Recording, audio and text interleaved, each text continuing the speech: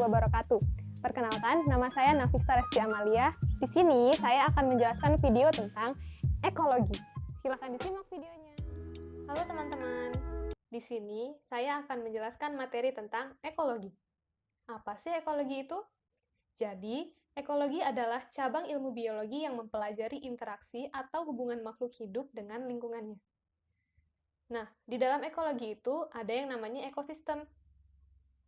Ekosistem itu merupakan suatu sistem ekologi yang terbentuk oleh hubungan timbal balik antara makhluk hidup dengan lingkungannya. Nah, ekosistem itu memiliki komponen. Pertama, ada komponen abiotik, dan yang kedua ada komponen biotik. Komponen abiotik adalah semua yang tidak hidup. Contohnya cahaya, suhu, kelembaban, tanah, batuan, dan lain-lain. Komponen selanjutnya yaitu komponen biotik atau semua komponen yang hidup.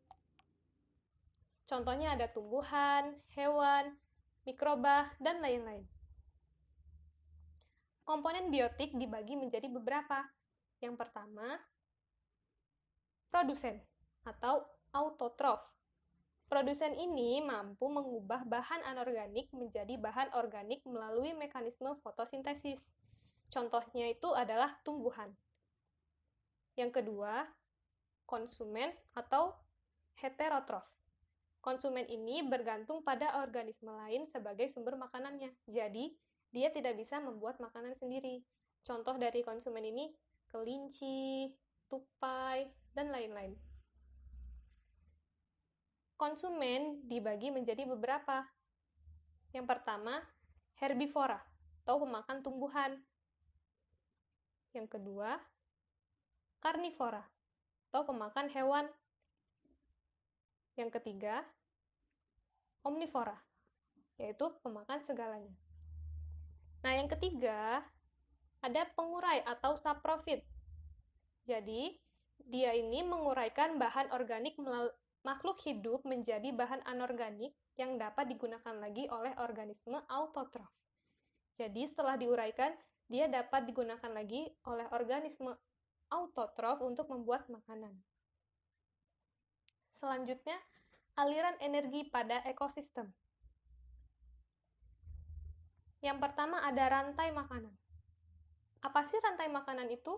Rantai makanan adalah peristiwa makan dan dimakan dalam urutan tertentu. Jadi, dia memiliki urutan antara makan dan dimakan. Contohnya, nah, bisa dilihat pada gambar. Contoh rantai makanan. Produsen di sini yang berperan sebagai produsen adalah rumput. Dimakan oleh belalang. Belalang di sini sebagai konsumen primer. Belalang dimakan oleh katak. Katak di sini sebagai konsumen sekunder. Katak dimakan oleh ular. Ular di sini sebagai konsumen tersier. Dan elang memakan ular.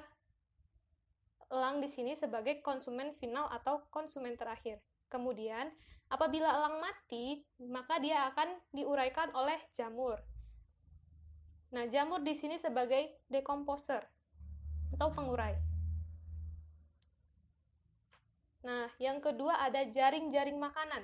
Jaring-jaring makanan adalah kumpulan dari beberapa rantai makanan yang saling berhubungan. Contohnya, nah, bisa dilihat pada gambar. Pada gambar tersebut terdiri dari beberapa rantai makanan. Bisa dihitung nggak berapa tuh rantai makanannya? Ayo, ada berapa?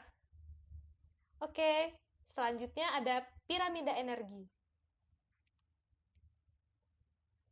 Piramida energi dibagi menjadi 3. Yang pertama, piramida jumlah.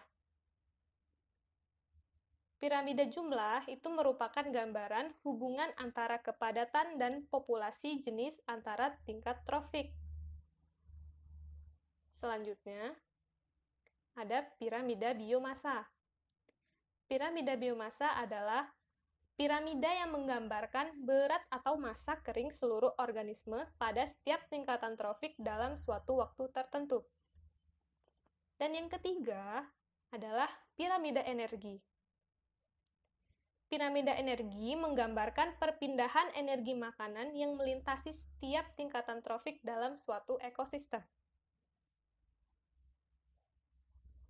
Selanjutnya ada interaksi di dalam ekosistem. Yang pertama ada simbiosis. Simbiosis adalah hubungan antara dua organisme yang hidup bersama dalam satu hubungan nutrisi yang erat. Yang pertama ada simbiosis parasitisme, yaitu organisme yang satu memperoleh keuntungan dan yang lain mengalami kerugian. Selanjutnya, ada simbiosis komensalisme. Simbiosis komensalisme yaitu organisme yang satu mengalami keuntungan dan yang lain netral, tidak mengalami untung dan tidak juga dirugikan. Dan yang ketiga, yaitu simbiosis mutualisme, yaitu simbiosis yang saling menguntungkan. Jadi, antara organisme yang satu dan organisme yang lain. Nah, teman-teman, ini bisa dilihat contoh dari simbiosis mutualisme atau simbiosis yang saling menguntungkan. Di sini contohnya ada kupu-kupu dengan bunga. Kupu-kupu mendapat makanan dari bunga, dan bunga dibantu penyerbukannya oleh kupu-kupu. Jadi, mereka saling menguntungkan. Yang kedua, contoh simbiosis parasitisme. Di sini ada tali putri dengan tumbuhan inangnya. Nah, dia dikatakan parasitisme atau merugikan satu pihak karena di sini tali putri tidak bisa membuat makanannya sendiri dan mengambil makanan dari inangnya. Jadi, inangnya itu merasa dirugikan karena makanannya diambil oleh si tali putri. Yang ketiga, contoh simbiosis komensalisme. Di sini ada ikan remora dan ikan hiu. Jadi, ikan remora itu mengambil makanan yang ada di tubuh ikan hiu. Tetapi ikan hiu tidak dirugikan karena jika ikan remora mengambil makanan di situ, ikan hiu tidak apa-apa. Jika ikan remora tidak mengambil makanan di situ, ikan hiu juga tidak apa-apa. Jadi, tidak diuntungkan dan tidak dirugikan. Selanjutnya ada predasi. Predasi itu adalah interaksi di mana suatu organisme berperan sebagai pemangsa dan yang lain sebagai mangsa. Nah, ini contohnya. Ada singa yang memakan zebra. Zebra di sini sebagai mangsa dan singa di sini sebagai pemangsa. Nah, selanjutnya ada kompetisi atau persaingan. Kompetisi ini terjadi apabila suatu sumber daya yang penting terdapat dalam jumlah yang terbatas, tetapi dibutuhkan oleh dua atau lebih organisme, sehingga menimbulkan persaingan. Nah, di gambar ini adalah contoh kompetisi. Di sini si kerbau direbutkan oleh beberapa singa, jadi terjadi kompetisi antara beberapa singa untuk memperebutkan kerbau. Oke, terima kasih. Semoga teman-teman dapat mengerti penjelasan tentang materi ekologi. Semoga bermanfaat. Nah, gimana teman-teman? Udah jelas kan? Semoga bermanfaat ya teman-teman. Terima kasih. Wassalamualaikum warahmatullahi wabarakatuh.